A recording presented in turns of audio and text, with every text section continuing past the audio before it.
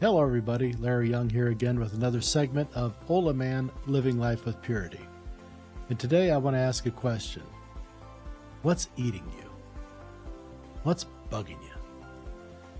I ask that because I dipped into the topic of neurosis and neuroses, multiple symptoms that affect society. And I tried going back to see what the doctors and the scholars had to say on the topic. And I went back to, there was a publication, I think it was 1853, was one of the first publications on neuroses. And I think it was done by a German doctor because they were the ones that were doing all this type of analysis at that time. And what they talked about, what was bothering people in a general sense, most broadly, was morals and moral decay, and what was happening to them and people around them, and the abject condition of good versus bad or good versus evil.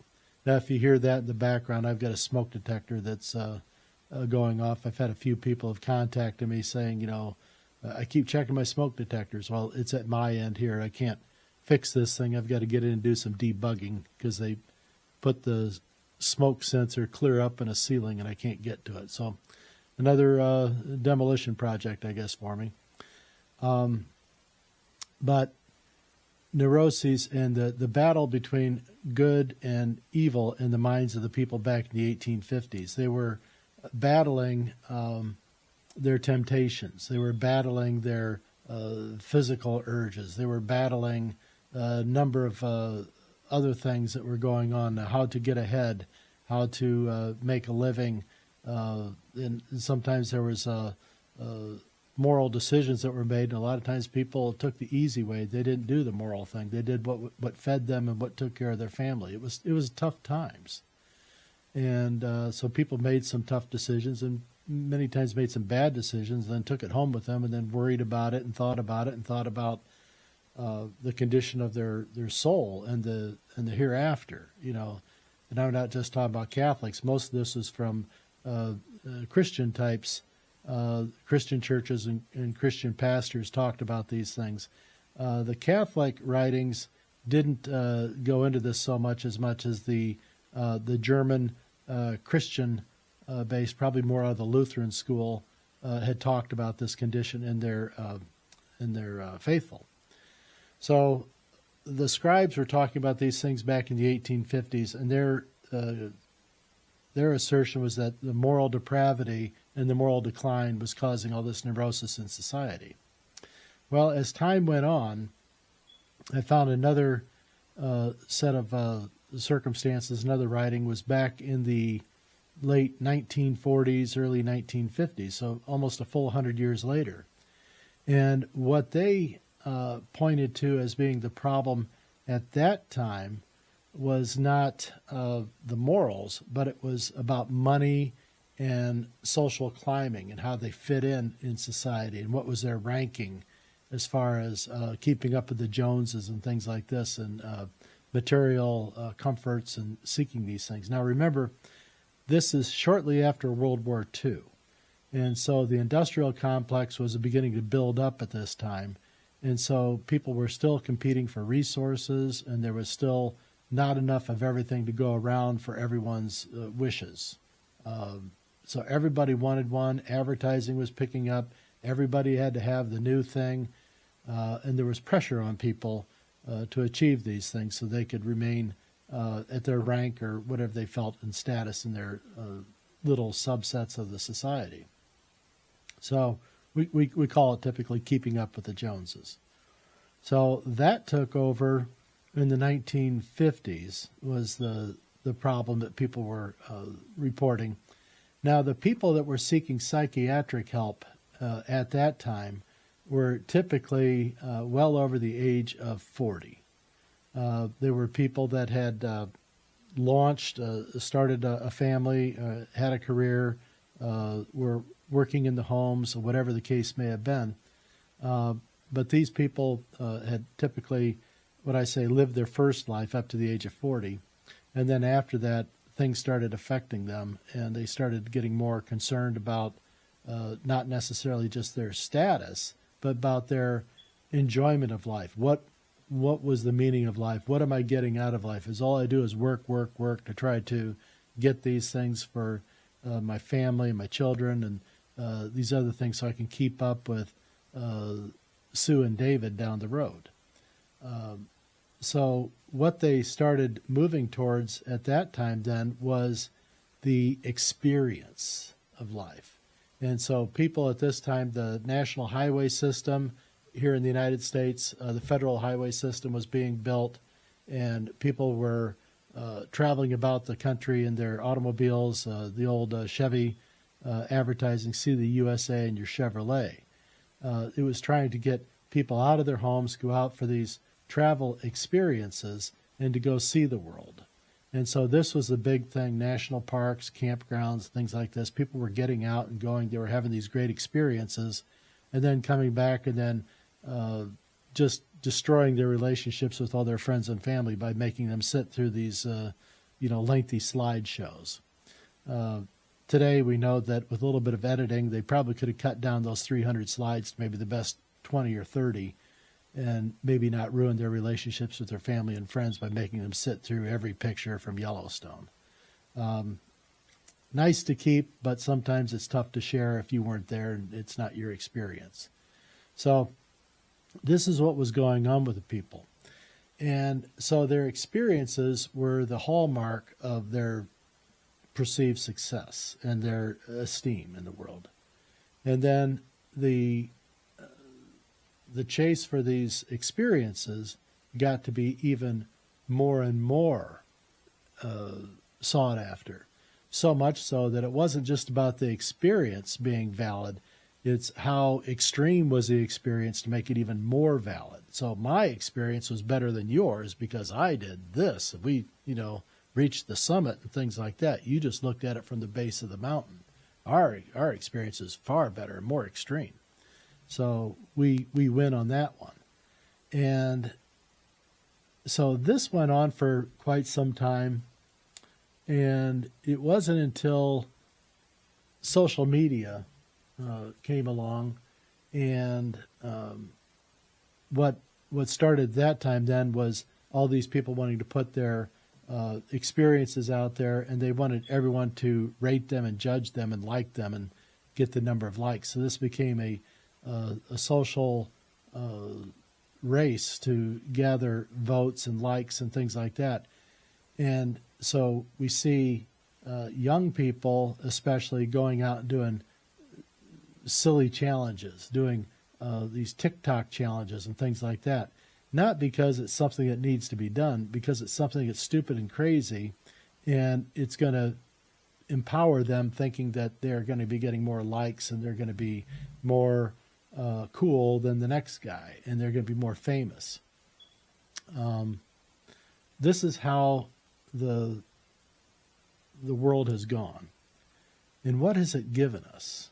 Well, like I said, back in the 50s or so, the people seeking psychological care were typically over the age of 40. And they were just people trying to get through those midlife crises and things like that. There were other people that were afflicted from an early age, and these were probably the folks that should have been committed or done something with because they just didn't have a role in normal society. They just didn't fit in. Their brains weren't working that way, and they needed to be sheltered and taken care of because otherwise they were going to hurt themselves, hurt somebody else, or they were just going to be a non-functioning person their whole life. So, but what we've got now is we've got a whole host of people, and I think it was over 44% of the people right now under psychiatric care and medication in this country are under the age. So almost half of the people in psychiatric care in this country right now are under the age of 30. So now this number is going to change. It'll probably slide forward. It may get heavier at the bottom end because we have so much confusion going on in the world thanks to these guys. So what we need to be watching is what's going on and why is it so important to folks? What has changed out from their concern about their moral condition and the state of their union with God.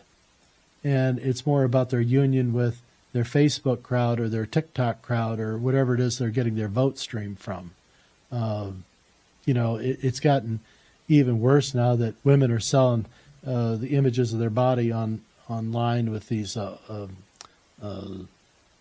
personal accounts.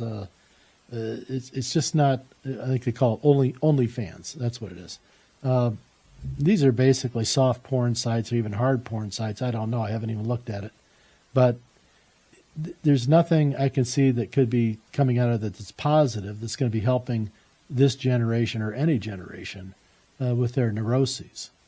So when we used to have people back in the 50s worrying about money and their place in society, now we have people worrying about their fame, their fortunes, money, and their lack of money and their desire to have money and their goals of what they would do with it if they did have it, which typically aren't really good things that you want to aspire to in your own life. But what we've got is a pervasive illness that seems to be just getting worse and worse as it goes down the line. So now we have the head of the National Education Association was railing at the national conference in Philadelphia this past weekend, and she is going off and basically saying that the education system needs to be fixed and made perfect with more DEI and inclusion, and that the teachers and the government will be the parents of the children because they can do it better than the mom and dad can. So they're pushing for a co-parenting or a parenting role for the schools to take over your children, because they take them over, then they've got a permanent set point, they think, until the rebellion starts again, because there's always a rebellion that happens once the mask is lifted off of these false fronts that these people are putting forward. So it's been a crazy climb away from God towards materialism and more insane, or what we say, just super experiences and things like that, just super crazy experiences that are death-defying and all these things. I mean, who was the guy the other day put off a cake of fireworks on his head, thought that was a good idea? Well, he'll probably be buried here in a day or two. Blew the top of his head off. Alcohol was involved, but still, the impulse of doing something spectacular, that's what was driving this guy, and it killed him.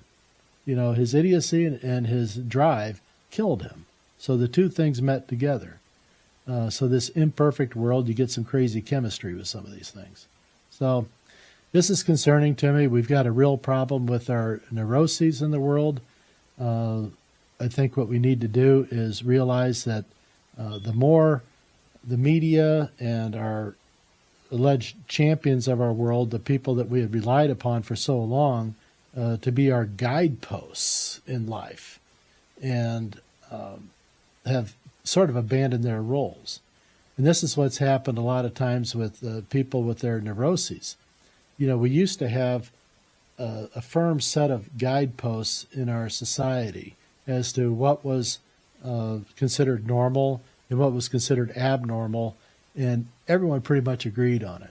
And now you have the crazies